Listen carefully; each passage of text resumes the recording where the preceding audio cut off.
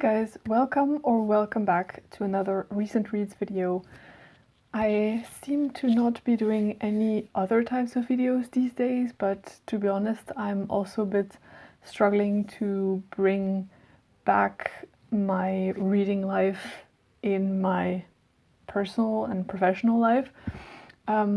So this is just going to be me talking about the 3 books I read recently, and I'm happy to say that one was a disappointment, but 2 of them were really good. So let's jump straight into maybe the one that was not so good, and that was Moderato Cantabile by Marguerite Duras. This is a book that I heard from in school when we were studying the existentialist movement of French literature.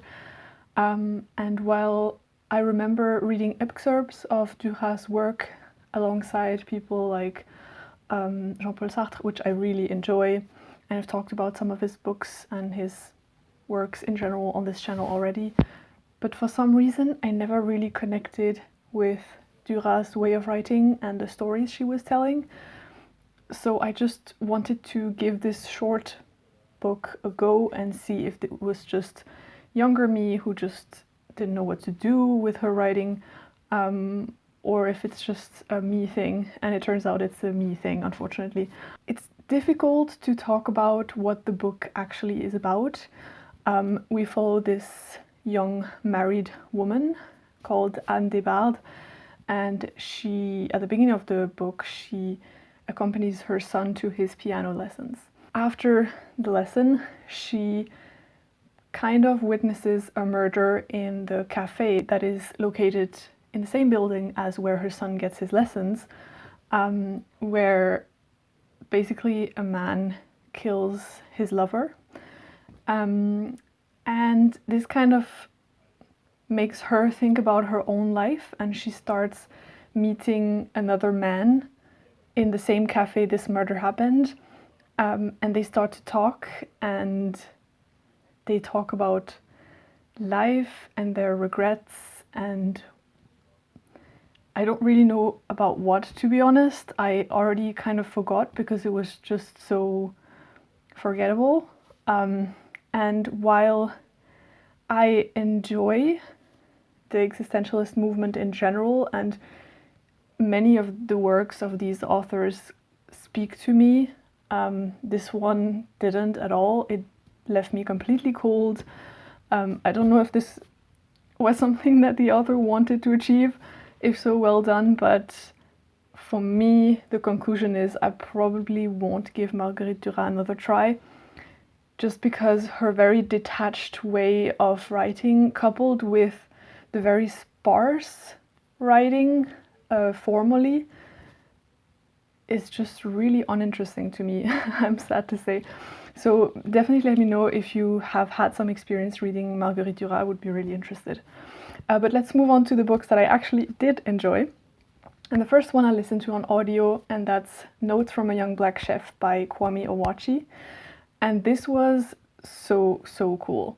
Little bonus right at the top, when you download the audiobook, or I guess if you have the physical book as well, you get a little recipe book, and coupled to mostly each, yes, the book has some longer chapters, and for each chapter there is actually a recipe that is added to that, and it's kind of related to what happened in the chapter, and I think that's so cool.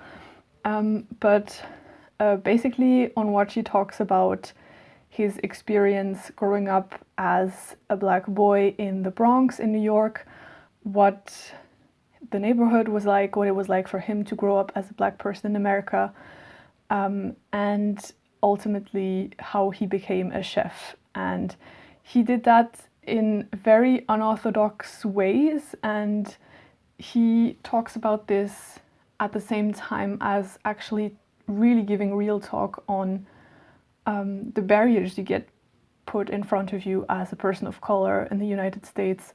And unfortunately, the world of fine dining is not immune to racism. So there was this aspect of his life and his story, and just his becoming successful in what he really loves, despite all the barriers that were put in front of him.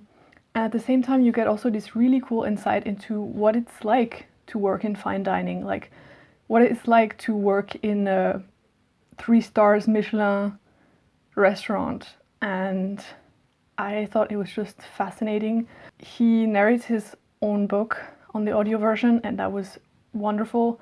And yeah, I couldn't recommend it more. Honestly, it's so informative, it's very entertaining, it's also very sad and very serious in parts. And I just thought Kwame Onwuachi really struck that balance really well of merging these two aspects together in this really cool memoir about what it's like to become a chef. Yeah, so that was really, really good. And another book that I didn't really expect reading right now, because I got it secondhand, and I never thought I would get it secondhand, where I usually get my secondhand books from, because it's a book in French. It's a French book, and I don't think it's been translated yet, unfortunately. It's a graphic novel, and it couldn't be more perfect because this month I'm hosting a read-along of another one of Émile Zola's books. And this book is about Émile Zola and the women in his life and how they impacted his life and his writing. So it's called Les Zola, the Zola family, by Méliane Marcaggi and Alice Chemama. And I'm not going to hold it up the whole time, I think, but I'm going to show you some of the illustrations because they're so beautiful. Basically, it follows Zola from his very poor beginnings. He grew up in an upper middle class family, but they were pretty much broke. And he met the woman who would later become his wife, Alexandrine, through his connection to the art world in Paris at the turn of the 20th century. So the beginning especially really sets the tone because he has this weird friends called Cézanne and Manet, who maybe if you know a bit about impressionistic art, you recognize these names.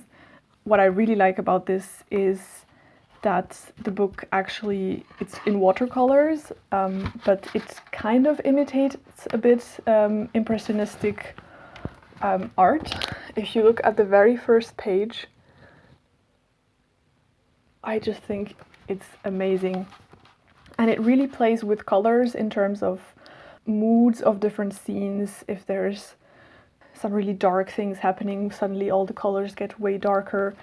And apart from just being a beautiful book in itself, I really appreciated to learn a bit more about the women that impacted this very prolific author's life. I don't really want to tell you more about how he met these different women and what they meant for his life, and because I didn't know anything about it, and I really enjoyed not knowing about it and discovering it through reading this book. I mean, you can go on Wikipedia and check it for yourself, because, I mean, obviously his wife is listed on the Wikipedia page, and there's a bit of her history, but I really enjoyed hearing about actually how unconventional his family life was for the time. And again, not going into any spoilers, but you can already imagine from the cover that there's 2 women. So you can already start making guesses about how, unconventional for his time his life was. I gobbled up this book, honestly. I was on a train ride and I read it maybe in an hour, and I really took my time to look at all the beautiful illustrations and just read it in one sitting. And it was so, so good. So I really hope this gets translated. If you understand French, definitely give it a go, especially if you're interested in Zola or in general in the history of French literature. And yeah, it's a little gem that I didn't expect to discover. I've kind of had it on my radar that this came out in France, but I thought like Whenever I'll be able to go back there again and go into a bookshop, I'll hunt for it. So I didn't expect to find it secondhand so early on, because it tends to take time until more recent books go on secondhand shops. So yeah, I really enjoyed that book as well. So that's it for today, guys. That's the 3 books I read recently. Let me know what you've been reading, how your reading has been going in general. And in the meantime, I hope you keep safe. I hope you're reading great books, and I'll see you in my next one. Bye!